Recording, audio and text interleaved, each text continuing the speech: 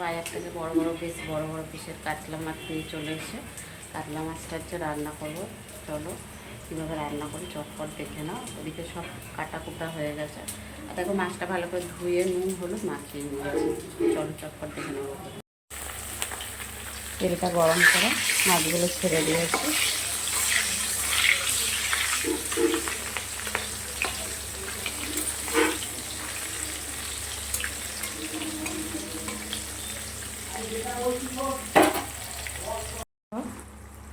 মাছগুলো ভেজে তুলে নিয়ে কড়াই যে তেলটা ছিল তাহলে আমাদের পেঁয়াজ কুচিয়ে দুটো মাঝারি সাইজের আলু, দেখো একটু ছোটো ছোটো করে আজকে আলুগুলো দিয়েছি, মাছের আলু,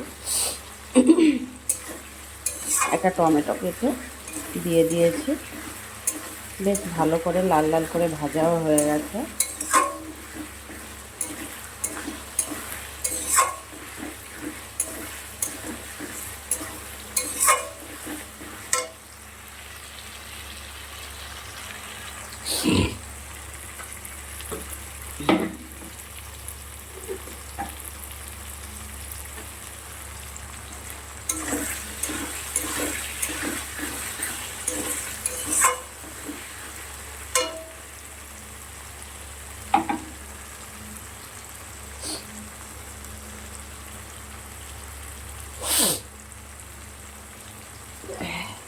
এখানে দেখো জিরে আদা ধনে গোটা শুকনো লঙ্কা একসাথে পেস্ট করে নিয়েছি। গোটা ধনে 1 চা চামচ, গোটা জিরে 1/2 চা চামচ, 3টে বড় বড় গোটা শুকনো লঙ্কা নিয়ে নিয়েছি। আর একটুখানি 1 চা চামচের মতন হবে আদা নিয়ে একসাথে জল দিয়ে গুলে রেখে দিয়েছিলাম। এবার মশলাটা বেশ ভালোক্ষণ কষিয়ে নেব। মোটামুটি 3 থেকে 4 মিনিট তো কষাতেই হবে, যাতে কাঁচা গন্ধটা না বেরোয়, সেইভাবে মশলাটা কষাতে হবে।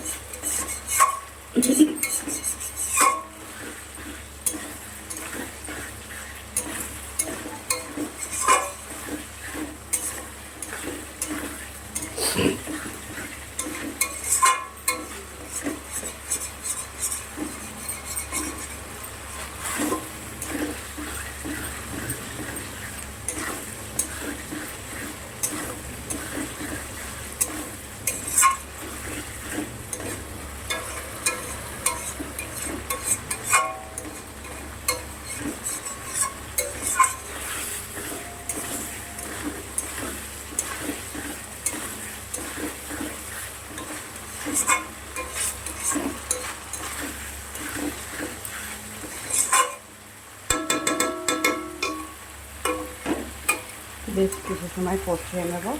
দেখো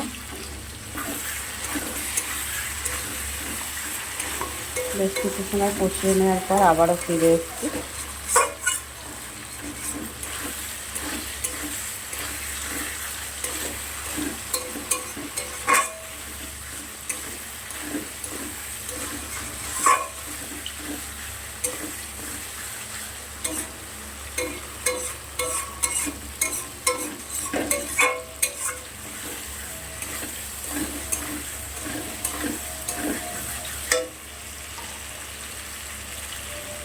লঙ্কার গুঁড়োটা আর দেবো না, হলুদ দিয়ে দিলাম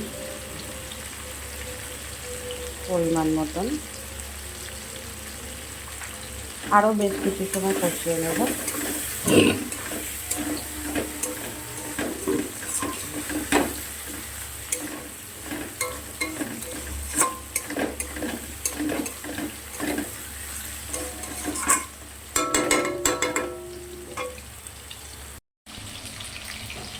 দেখো মশলা কিন্তু খুব ভালো করে কষানো হয়েছে। পরিমাণ মতন জল দিলাম, খুব বেশি কিন্তু ফোটানোর দরকার নেই, কেন কি আলু অলরেডি সিদ্ধ হয়ে গেছে।